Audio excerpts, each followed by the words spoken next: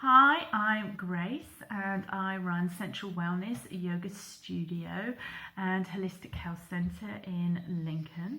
I also teach weekly yoga classes, workshops and retreats under Graceful Flow Yoga. And we're coming into National Stress Week this week, and I thought it might be helpful to have a little understanding of how yoga can help find more ease in our lives around, the term of stress. So stress, in a general term, is the provocation, a physical, mental or emotional stimulus that provokes a reaction in the body. I think very much our expectation in day-to-day modern society is to keep going and to push through this, and I'm going to get through this and the next thing and the next thing and the next thing. And there's not the enough equal time between recovery and stimulus. So that ends us up being in this heightened state of stress response, and it becomes chronic. And it's only maybe when we take some time to go on holiday, to unwind, and it usually takes a few days, and sometimes we end up with holiday sickness. So I really like the term that we are cavemen in spacesuits, because that pretty much sums up that, we have this primal instinct for survival. We are hardwired for survival. So that if we see a stick on the road or a snake on the road, our stress response is the same until we know that that is not a threat to us. And so that it sets off this cascade of stress hormones in the body. And that's very normal. If that was a snake on the road, we need to get ourselves out of there and move to a place of safety. However, for most of us, we're not meeting many snakes on the road or being chased by many bears. And actually, the main stresses in modern society is this term psychosocial stress. The modern stresses of email, deadlines, to-do lists, being pulled in many different directions. And when we have these stresses and we're sat at our computer, these modern psychosocial stresses, and we're sat at our computer for many of us long periods of time, that cascade of hormones in the body is just kind of swilling around. It's got nowhere to go, because we're getting tighter and tighter and harder and more closed off on that survival instinct, which is natural to us.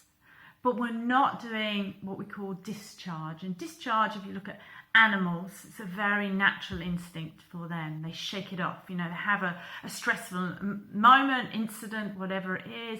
They shake it off. They move. Sometimes they make some noise. They discharge, and then they go about our day.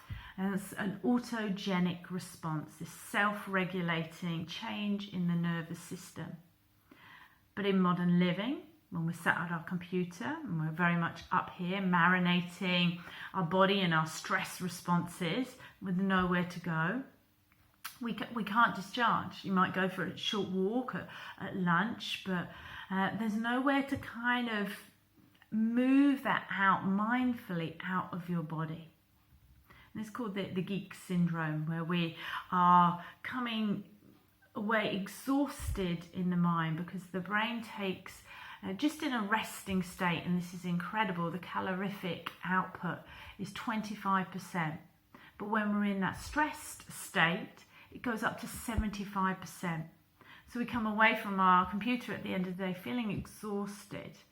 Maybe we get to go to the gym, or maybe we just want to go home and, try and relax a little bit, try and sleep, but still that cascade of hormones has not been discharged out of the body.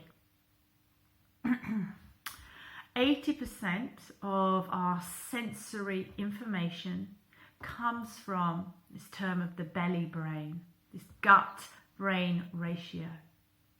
So if we're not able to, in some way, process what is going on in the body and everything that's up in the mind, we just have a complete disconnect between the mind and the body. And I think that is really where yoga can help so many people, because yoga is a body-based practice.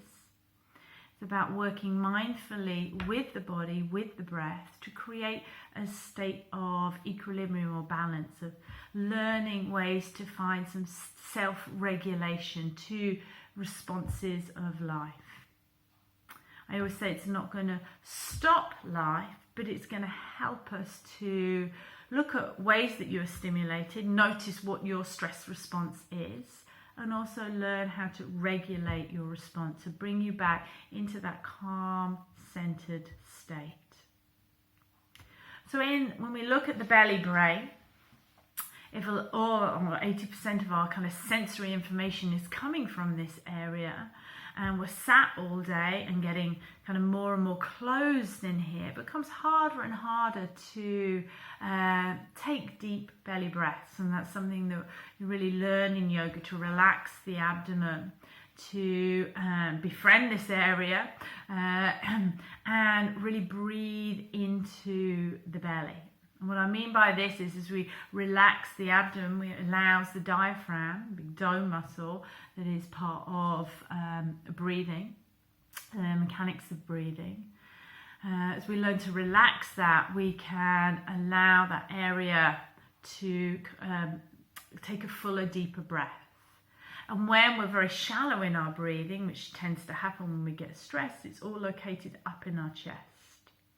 So again, we're moving that energy up into our mind. We want to move it down into our bodies, feel it in our bodies, discharge it, move it mindfully out of our bodies, and come back into that regulated, relaxed, calm state. So I hope that this is kind of giving you a bit of an overview of stress, and I'm really trying to think of stress as more as a positive thing in our lives that gives us motivation to get up in the mornings, to when you're feeling a little bit excited or stressed about something that's important, that's a good thing. But when it becomes to the point where we cannot regulate our own stress response to something and it's becoming a negative, then practices like yoga, mindful breathing, relaxation techniques can be fundamental to help you learn some tools to move from surviving to thriving in your life. So I'm going to be offering up some videos over this next week, just short 15-20 minute videos. I hope maybe you'll be able to do at home and get some feel of kind of how yoga might be able to help you.